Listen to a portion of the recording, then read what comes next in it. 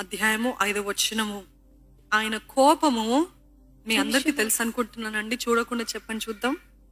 ఆయన కోపము నిమిషమాత్రం ఉండును, ఆయన దయ ఆయుష్కాలమంతయు నిలుచును. దాని తర్వాత వచనం ఏముంటది చూడండి. సాయంకాలమున ఏడుపు వచ్చి, సాయంకాలము ఏడుపు వచ్చి రాత్రి ఉండినను ఉదయమున సంతోషము కలుగును. ఉదయమున సంతోషము కలుగును. ఇది చాలా మంది అనుకుంటూ ఉంటారు, సాయంకాలం ఏడుపు వస్తే రాత్రంతా ఉండినప్పటికీ ఉదయాన సంతోషం వస్తుంది. అసలు ఎందుకు ఏడుపు వస్తుంది? ఎందుకంటే నేను నా ఎక్స్పీరియన్స్ తో చెప్పగలుగుతాను. It might not apply to you. మీకు అది సంభవిస్తుందో నాకైతే తెలియదు, కానీ ఎప్పుడైతే దేవుని కోపము లేకపోతే దేవుడు నా పైన ఏదో విషయంలో ఆయాసం కలిగి ఉన్నాడో అని నేను గ్రహించినట్లయితే దాని వెంటనే వస్తుంది నాకు ఏడుపు. ఏంటి ఏడుపు అంటే, సిచ్యువేషన్స్ బట్టో మనుషుల బట్టో ఏదో ఒక కార్యం బట్టి నాకు తెలుస్తుంది, ఓహో నేను దేవునికి దూరం అయ్యాను, నేను దేవునితోటి సరిగ్గా సమయం గడపలేదు, నేను వాక్యానుసారంగా జీవించలేకపోయాను అని అంటే నాకు తెలుస్తుంది, ఓహో నేను దేవునికి దూరం అయ్యాను కాబట్టి అపవాది నా పైన అధికారము తీసుకొని ఈ రీతిగా వెళ్తున్నాడు. కాబట్టి నేను అర్జెంటుగా దేవుని సన్నిధికి పరిగెత్తితే ఆయన సన్నిధిలో నేను మొరపెట్టుకుని, ఆయన సన్నిధిలో నేను క్షమాపణ అడిగి, ఆయన సన్నిధిలో నేను సాష్టాంగపడి మొరపెట్టి అంతా నేను దేవునితో అంతా చెప్పుకున్న తర్వాత దేవుడు నాతో మాట్లాడితే, దేవుడు మరలా నేను దేవునితో సహవాసం కలిగిన జీవితం కలిగి ఉంటే నాకు నిజమైన సంతోషం ఉంటది అని నేను గ్రహిస్తున్నాను. ఈరోజు అందరికి అలాగ ఉండదేమో. కొంతమందికి దేవుడు ఉన్నప్పటికీ శ్రమలు ఉంటాయి, కొంతమందికి దేవుడు ఉన్నప్పటికీ బాధలు కన్నీర్లు ఉంటాయి. కానీ నా విషయంకి వస్తే దేవుని కోపము నిమిషం మాత్రం అంటే ఆ రాత్రంతా కన్నీరు, లేకపోతే ఆ సీజన్ అంట, ఆ రోజులంట, ఆ నెలలంతా కూడా కన్నీరు కన్నీరు కన్నీరు. కానీ ఆయన దయ ఆయుష్కాలం ఉండును అంటే దానికి మీనింగ్ ఏంటిదంటే ఉదయాన సంతోషం అనుగ్రహించే దేవుడు. అంటే ఇంకెప్పటికీ కూడా దేవుడు సంతోషాన్ని అనుగ్రహించే దేవుడు. ఈరోజు మీకు కన్నీరు కలుగుతుందంటే, ఈరోజు మీకు దుఃఖం కలుగుతుందని మీరు గ్రహిస్తున్నట్లయితే మొట్టమొదటిగా పరీక్షించుకోండి, దేవునికి కోపం తెచ్చే కార్యము నేను ఏమైనా చేశానా? దేవుడికి దూరం అయ్యానా? దేవుడికి ఇష్టం లేని కార్యం ఏమైనా చేస్తూ వచ్చానా? లేకపోతే దేవునితో సరిగ్గా నేను సమయం గడపలేదా?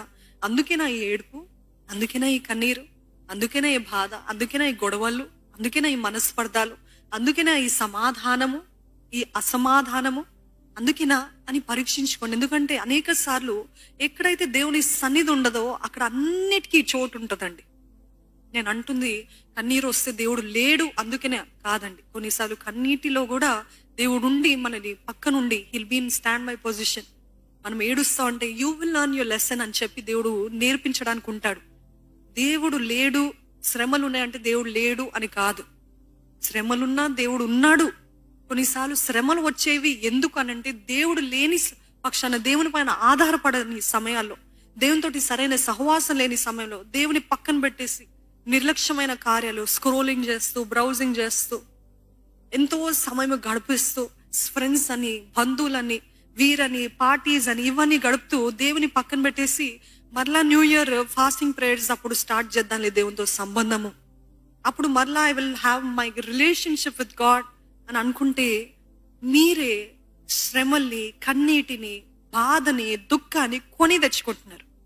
నిజంగా దేవుడు కోపాగ్నికి గురి అయితే చాలా భయంకరం అండి. అయ్యో, మనుషుల చేతిలో దేవుని చేతిలో పడుట బహు భయంకరం అని ఆయన వాక్యం తెలియజేస్తుంది. నిజంగా ఆయన చేతిలో పడటం బహు భయంకరం. నేనేదో బ్లాక్ మెయిల్ చేయడానికి కాదు, అది ఎంతో రుజువుపూర్వకంగా, అనుభవపూర్వకంగా చెప్తున్నాను. నిజంగా దేవునితోటి సాంగత్యం ఉన్నట్లయితే అపవాదికి మన పైన అధికారం ఉండదు. మన కుటుంబం పైన, మన భర్త పైన, బిడ్డల పైన, భార్య పైన, ఎవరిపైన అధికారం ఉండదండి. అదే దేవుడు ఇచ్చే సమాధానం, అదే దేవుడు ఇచ్చే కృప, అదే దేవుడు ఇచ్చే సంతోషం. ఈ సంతోషం కోల్పోయారంటే నేను అడిగేది ఒక్కటే, దేవుని సన్నిధిని మీరు కలిగి ఉన్నారా? దేవుని సన్నిధి మీకు ఉందని మీరు గ్రహిస్తున్నారా? నేను దేవునితో ఎంతో ఇంటిమేట్ రిలేషన్షిప్ లో ఉన్నాను అనే ధైర్యం మీకు ఉందా?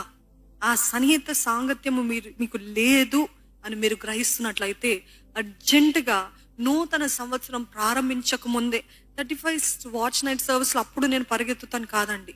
నేడే దేవుడు మీతో మాట్లాడుతున్నట్లయితే నేడే అనుకూల సమయము, ఇదే అనుకూల సమయము, ఇదే రక్షణ దినం. వెను వెంటనే ఆయన సన్నిధికి పరిగెత్తి మిమ్మల్ని మీరు పరీక్షించుకుంటూ సరి చేసుకుంటూ ఆయనతోటి కనెక్షన్ మరలా రీకనెక్ట్ అవ్వండి.